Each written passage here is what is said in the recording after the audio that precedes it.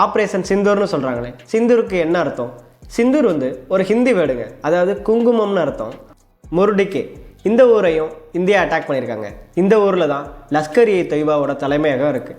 பாகிஸ்தானில் பஞ்சாபோட மாகாணத்தில் இருக்கக்கூடிய ஒரு முக்கியமான ஊர் தான் முருடிக்கே. இங்கே தான் லஷ்கர்-இ-தொய்பாவோட தலைமையகம் இருக்குது. இந்த அமைப்போட தலைவர் ஹஃபீஸ் சயீத். லாகூர்லேருந்து வெறும் 40 கிலோமீட்டர் தள்ளி இருக்கக்கூடிய இந்த முருடிக்கேவை இந்தியா ரொம்ப க்ளீனாக அட்டாக் பண்ணியிருக்காங்க.